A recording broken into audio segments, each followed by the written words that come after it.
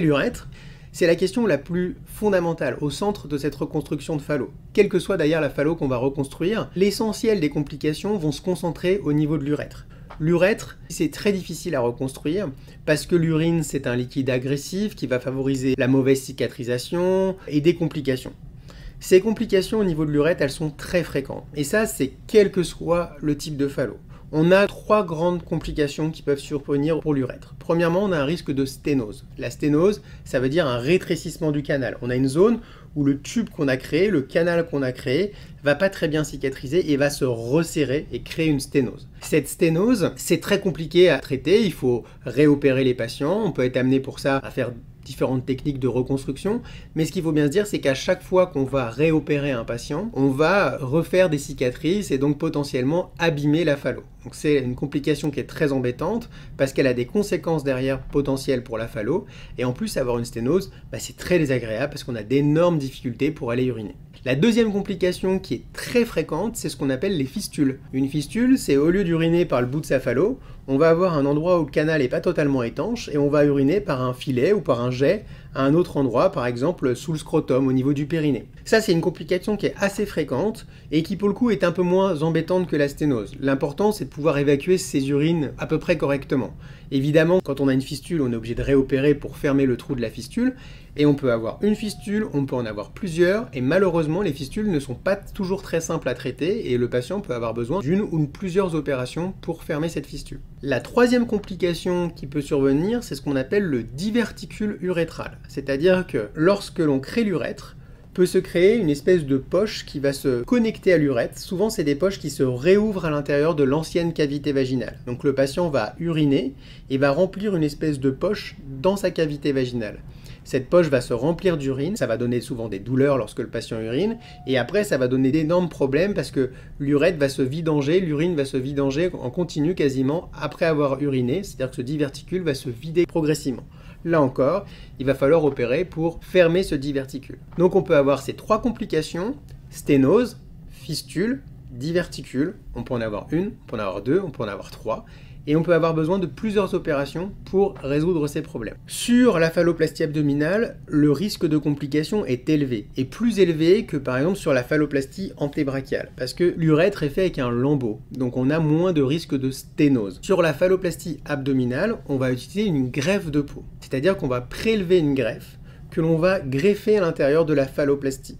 Et il y a plus de risque de sténose dans la phalloplastie abdominale que dans la phalloplastie antébrachiale. Quand j'explique ça à mes patients, je leur explique un point important, même si c'est une évidence, le canal qu'on reconstruit, je ne sais pas moi, à 20 ans ou à 30 ans, c'est le canal qu'on va garder toute sa vie. Et ce que j'explique aux patients, c'est qu'il y a des besoins dans la vie de base, qui sont uriner, aller à la selle, manger, boire, dormir. Si une de ces choses-là est perturbée, votre vie devient vite insupportable. Quand on n'arrive pas à uriner dans de bonnes conditions, la qualité de vie est extrêmement dégradée. Parce que si vous êtes gêné pour aller aux toilettes, qu'il faut y aller tout le temps, que vous faites des infections urinaires, tout ça devient extrêmement compliqué. L'autre élément important à avoir en tête, c'est que je pense sincèrement que le patient ne videra jamais aussi bien sa vessie qu'avec son urètre natif. Malheureusement, on n'arrivera pas à faire aussi bien, parce qu'à l'intérieur du canal qu'on reconstruit, il y a des tensions, il y a des pressions qui fait que la vessie va pas se vidanger aussi bien. Donc il n'y aura pas le même confort urinaire. Donc c'est des choses à imprégner ça. Ensuite, uriner en position debout, je suis parfaitement conscient, et mes patients bien évidemment aussi, que c'est un élément très fort de la masculinité, de l'image de la masculinité. Mais uriner, c'est la santé, et c'est vider sa vessie, c'est le fait d'avoir des reins qui fonctionnent bien, parce que la finalité de tout ça, c'est d'évacuer les urines qui sont fabriquées par les reins, et il faut être en bonne santé toute sa vie pour être bien.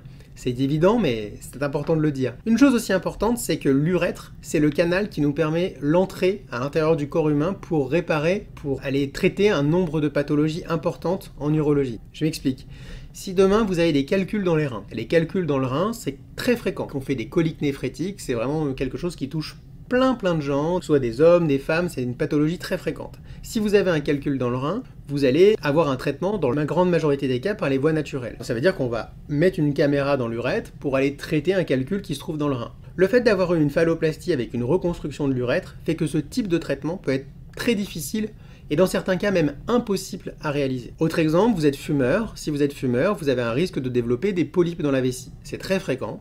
Même chose, ça se traite très simplement par des traitements par les voies naturelles. Enfin, ça peut se traiter facilement par des traitements endoscopiques, on met une caméra à l'intérieur.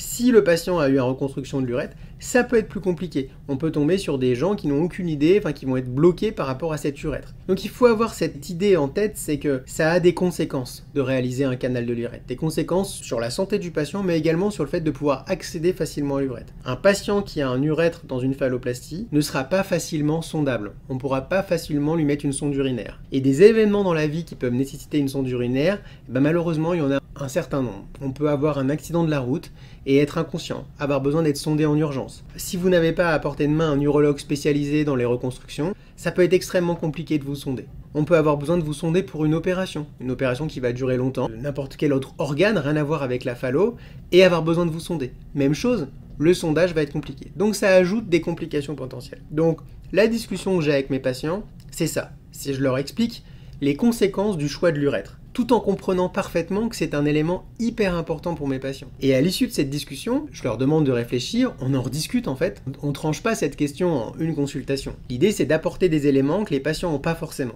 Quand ils vont arriver, ils n'auront pas réfléchi à tout ça. Ils n'auront pas réfléchi forcément à toutes les conséquences qu'il peut y avoir sur leur santé future, le fait de faire un urètre.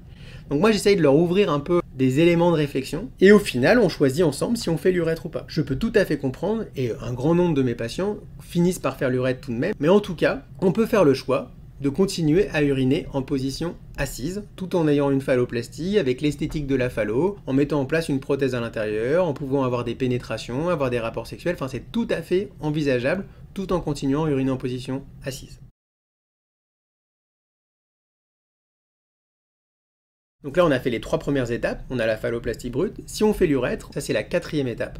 On va aller prélever une greffe de peau qu'on va rouler autour d'un tube et qu'on va greffer à l'intérieur de la phallo. Cette greffe de peau, elle peut être prélevée à différents endroits, au niveau du ventre, au niveau de la cuisse, et en fonction des endroits, il peut être nécessaire d'envisager une épilation laser définitive de la zone demandée. Je vais donc greffer cette urètre à l'intérieur de la phallo, et j'en profite à ce moment-là souvent pour créer l'avancement de l'urètre. Je vais commencer à avancer l'urètre native pour préparer la connexion.